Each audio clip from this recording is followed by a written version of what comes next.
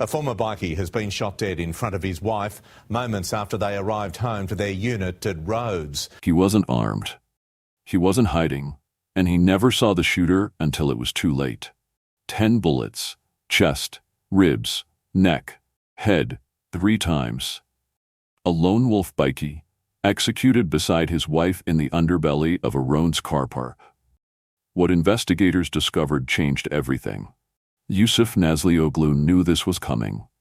On a covert prison tape, months earlier, he said it calmly. "They'll get me eventually. Probably a garage, maybe a restaurant." He was right. And he didn't run. It was just after 6:30 p.m. Yusuf eased his black Mercedes into its usual spot, B5, Underground, Rhodes. His wife sat quietly in the passenger seat. They'd just finished dinner. What happened next took less than 4 seconds. A man in black stepped from behind a concrete pillar, raised a handgun, and opened fire. Chest, shoulder, throat. And then he kept firing. Head. Again. Like he wasn't just ending a life, he was erasing it. Yusuf collapsed over the steering wheel. His wife screamed. The shooter never spoke, never ran, never stayed. By the time emergency crews arrived, Yusuf Nazlioglu, once a rising enforcer in Sydney's gangland, was bleeding out on the concrete. Hours later, police found a burned-out Volkswagen Golf 2 blocks away. Professional job, no prints, no panic. But what haunted detectives most had been recorded months earlier in a folder of secret prison tapes. It's easy to call a man paranoid, until everything he predicted starts showing up in police reports. When Yusuf Nazlioglu walked out of prison in 2021, he wasn't just free. He was marked. Not publicly, not officially, but unmistakably. Inside prison, surveillance tapes captured him talking casually about death. Not if. Where? A car park. A restaurant. Maybe while getting his hair cut. But he always said the same thing. "I won't change how I live." And when he got out, he didn't. Same people. Same cafe. Same hairdresser in 5 Dock. Same Lebanese restaurant in Burwood. Same underground garage in Rhodes, the one where he'd eventually bleed out. He kept walking the same streets as if nothing had changed. Even though everything had. This wasn't ego. It wasn't oversight. It was strategy. Because for Yusuf, the threat wasn't new. It had been trailing him since long before the courtrooms. Long before the headlines, long before his former ally Mick Hawi was shot dead outside a gym. And what happens when a man accepts that he's going to die and decides to keep walking anyway? Ask yourself, would you still order the same coffee every Thursday if you knew someone was watching the front door? Would you park in the same spot knowing it might become your grave? Yusuf did, not because he wanted to live, but because he wanted to decide how it would end. According to gang crime expert Dr. Michael Kennedy, what looks like recklessness from the outside is often a sign of something far more calculated. It's called hypervigilance. When the threat becomes permanent, panic disappears. What's left is planning. And Yusuf planned for them to come. He just didn't know when.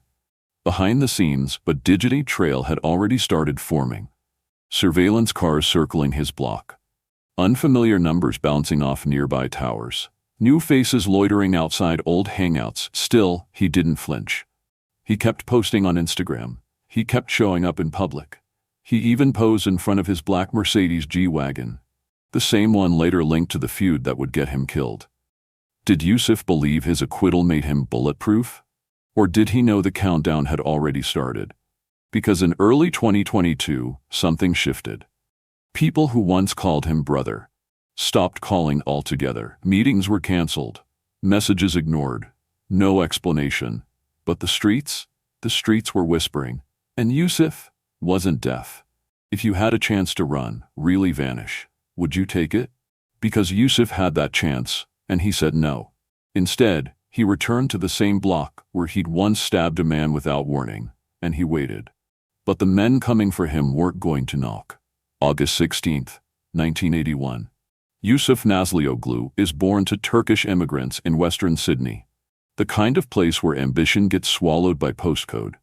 From the outside, his childhood looked ordinary, but behind classroom doors, it was anything but. He was bullied, rejected, constantly reminded that he didn't belong. The wounds weren't visible. They showed up in how he moved, how he trusted, how he fought. By 16, he turned to cocaine. Not to party, not to impress, to disappear. By 21, that numbness had hardened into something else, rage. One night in 2002, Yusuf attacked a stranger. No warning, no motive. A man walking home with his wife and child. He didn't speak, he didn't stop. Just a knife and a frenzy. The judge later called it a brutal and unprovoked assault. Yusuf was sentenced to 7 years in prison. Imagine waking up every day for 7 years knowing that was your origin story. What kind of man comes out of that? When Yusuf walked free in 2009, he wasn't healed. He was unanchored and angry. His father died almost immediately after his release, and with that, the last piece of anything stable in his life vanished. He spiraled again, hard, back into coke, back into that black hole he never fully crawled out of. But this time, the craving wasn't just for numbness. He wanted something more. Protection, status, belonging. In 2010, he found all three in the Lone Wolf Motorcycle Club. They weren't the biggest gang in Sydney, but they were among the most feared, calculated, disciplined, unforgiving. Loyalty wasn't asked for, it was extracted. And Yusuf? He passed those tests fast. Years later, one of the men he'd crossed would wait for him in the shadows of that Rhodes parking garage. He didn't know it yet, but his enemies were keeping score too. He didn't blend in. He rose, ambitious, ruthless, always ready to bleed, or make others bleed for him. Within months, he was trusted on jobs, feared by the same kind of men who once mocked him, respected, for the very volatility that used to get him locked up, when a man only feels seen through violence. How long before pain becomes power? Yusuf built a reputation, but for every new dollar came a new debt. For every contact, a new rival. And every handshake cast a longer shadow. Even in the early years of Lone Wolf, the paranoia had already started. Because Yusuf wasn't just building a network. He was building a list, enemies, scores, people he knew would come back one day, and he was right. If you're still watching, you're invested in this story. Hit subscribe, it only gets darker from here. February 14th, 2018. Broad daylight. A quiet Sydney suburb. Mick Hawi, the former national president of the Comanchero Motorcycle Club, sits behind the wheel of his black Mercedes SUV, parked outside a gym in Rockdale. He'd just finished his workout, still cooling down, engine running. A masked gunman walks up, raises a pistol, and empties multiple rounds through the glass. Hawi never stood a chance. The shooter vanishes into a high-performance getaway car. Within hours, that car is found dumped and torched. No prints, no plates, just fire damage and silence. This wasn't random. This was a message, a public execution, a known underworld figure. Police didn't need to wonder who to watch. 6 months later, 2 men are pulled from a barber shop in Bexley. Yusuf Nazlioglu, Ahmad Adam Dare, both linked to Lone Wolf. Both suddenly under arrest, suspected of orchestrating the hit. The motive? That was harder to define. Some said money. Others said betrayal, the kind that splits old friends in half. There were whispers about a fishing trip in 2016. Somewhere on the Central Coast, Hawi and Yusuf went out there as allies, but something changed. Something that didn't come back in the boat. No one could say what exactly, but everyone agreed Hawi never forgave him. And Yusuf, he wasn't saying a word. When the case finally hit court, prosecutors painted 3 motives: financial tension, personal humiliation, a strategic power grab in Sydney's underworld. But painting isn't proving. And the evidence? It didn't stick. CCTV footage? Grainy and inconclusive. Gunshot residue? Questionable. Cross-contaminated. DNA on a balaclava inside the burnt-out getaway car? Partial. Mixed. Enough to raise eyebrows, but not to lock a man away. The trial dragged out for 3.5 weeks. Media stormed the steps. Security ramped up. And on the streets, the whispers started multiplying. September 9th, 2020. Verdict day. Yusuf Nazlioglu, acquitted of murder. So was his co-accused Jamal Ajidi. In the eyes of the law, they walked. But in the eyes of the street, that's different. The courtroom runs on beyond reasonable doubt. But Sydney's underworld doesn't deal in doubt. It deals in debts, in pride, in revenge. And when someone like Hawi gets dropped in broad daylight, someone has to pay. Yusuf may have been free on paper, but behind closed doors, the countdown had already started. It started with a luxury car. It ended with a body in a parking garage. May 2022. Yusuf Nazlioglu and his wife rent two high-end Mercedes-Benz vehicles, an E-Class and a G-Wagon, from a short-term agency in Sydney. But weeks pass. No return, no response, no explanation. Yusuf allegedly tries to disable the GPS trackers. It doesn't work. Because what he didn't know or didn't care about was who really owned those cars. The rental agency tied to a known Sydney crime family. And in that world, you don't keep what isn't yours, not without consequences. So why steal something you can afford? Was it ego or bait? A provocation aimed at old enemies? Whatever it was, it worked. By early June, the confrontations had already started. CCTV picks up four men outside Yusuf's apartment complex, arguing, circling, recording. In one clip, a man live streams from Sydney's CBD, calling Yusuf out by name, taunting him. Yusuf sees the footage, and he doesn't blink. No police, no retreat. He steals the car back. And investigators say that's when the line was crossed. Because by June 24th, a team was already scouting the block. One suspect's Audi is seen circling roads. Another man's phone pings off towers near Yusuf's garage. A safe house is identified in Hinchinbrook, and inside it, getaway cars, disguises, surveillance routes, weapons. This wasn't just tension anymore. It was a kill plan. June 26th, they make their first move. A masked man slips into the basement of Yusuf's apartment building. His weapon is ready. The exit is staged. The timing is tight. But Yusuf isn't home. Only his wife shows up. She parks the G-Wagon. The shooter watches, waits, and aborts. They vanish into the dark. Yusuf never hears a word about it. And the next night, he comes home. June 27th, 2022. Same car, same routine. Same space, B5. But this time, they're waiting. This time, they don't miss. What changed in 24 hours? Nothing. That was the point. Yusuf never changed. And that's what made him so easy to find. Most people would have sensed something by now, but you're still here. That means you understand how these stories really end. 6:30 p.m. Basement level B5. Roads. Yusuf Nazlioglu eases into his usual parking space. Same Mercedes he always drove. Same garage he always used. Same routine he never broke. In the passenger seat, his wife. They'd just come back from dinner. What neither of them saw was the figure in black already waiting behind the concrete pillar. Gloved hands, balaclava, no words, and then 8 shots. The first struck him in the chest. The rest followed in a blur. 1 to the ribs, 3 to the head, 2 more to the torso, and the final one, deliberate, close, quiet. Yusuf collapsed onto the steering wheel. Blood pooled fast. His wife screamed, froze, helpless. By the time paramedics arrived, Yusuf Nazlioglu was already gone. What chilled detectives most wasn't the killing. It was what came after. This wasn't panic. It was procedure. Stage 1. The shooter runs to a stolen Volkswagen Golf. Drives less than 10 minutes. Ditches it. Torches it. Stage 2. Is switched to a stashed Mercedes-Benz. Head west. Dump it at Hoxton Park Reserve. A known gangland handoff zone. Another torch job. Stage 3. They split. 2 getaway men leave on e-scooters to avoid license plate capture. Others vanish in a Range Rover and a Toyota Hilux. All pre-positioned. All clean. Every route mapped. Every camera checked. Every timeline rehearsed. It was surgical.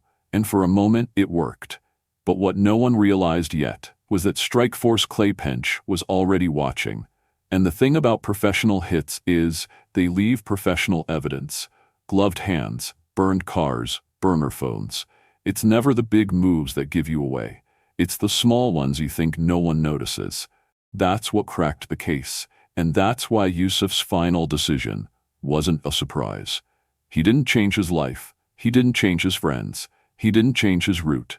He made a choice to die on his own terms, even if he couldn't control the moment. Because in this world, survival isn't just about who's watching. It's about who's waiting. And the ones who wait quietly in parking garages are usually the ones you never hear coming. The crime was surgical, but no one stays invisible forever. April 2023, 10 months after the shooting. Detectives knock on a door in Blair Athol. Inside, 25-year-old Mohammed Hosni Khalid is arrested. Not the shooter, but the man who helped plan it. GPS data places him near Yusuf's garage the night of the ambush. Surveillance shows him scouting the escape zone days earlier. He's charged with murder. June 2023, a traffic stop in Western Sydney. Calm, routine. Until the officer runs the name, Abdul Rahman Mohammed Ataya. Police had been tracking him for months. Tower pings, vehicle swaps, CCTV frame by frame. He doesn't run. He doesn't ask questions. He's charged on the spot, either as the shooter or the man who drove him away. Police aren't sure which, but they're sure he was there. 6 months later, December 2023, a third arrest. Mohammed Baltagi, found hiding out at a Hinchinbrook property connected to the planning safe house. He's charged with murder, and for refusing to unlock a phone tied to the operation. The case isn't bulletproof, but it's coordinated. Police say 4 men carried out the hit. 3 are in custody. The 4th, the one Yusuf never saw? He's gone. Fled overseas just days after the killing. No name, no address, no trail left to follow. Just a black silhouette on a grainy camera, and a body count behind it. April 2025. The trial begins. Supreme Court. High security. Hours of surveillance. Hundreds of phone records. But from the start, prosecutors say the same thing. These weren't friends. These weren't rivals. These were hired guns. So who paid, and why now? June 2025. Verdict day. After weeks of testimony, Mohammed Hosni Khalid, guilty, coordinated the ambush, drove the plan. Abdul Rahman Ataya, guilty. Whether he fired the shots or drove the killer, he was central to the hit. Mohammed Baltagi, not guilty, acquitted, walks free. But the one who ordered it, the one Yusuf might have sensed but never named? Still out there, still faceless, still untouchable. Some say it was about the cars. Others say it started years earlier, after a fishing trip, or a debt unpaid, or a name crossed out.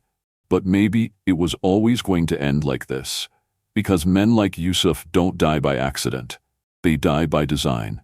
Yusuf Nazlioglu knew they were coming. He said it in prison. He said it to his friends. He said it in a voice calm enough to make detectives shiver. They'll get me eventually.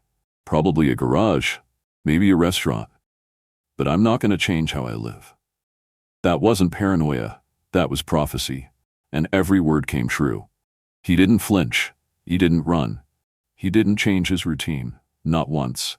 He lived like a man who thought he could control the moment of his death. And maybe, in a way, he did. A man who once stabbed a stranger without warning, died seeing it coming. He escaped prison. He beat a murder charge. He outlived enemies. He laughed at threats. But the one thing Yusuf Nazlioglu couldn't outrun was the price of being feared.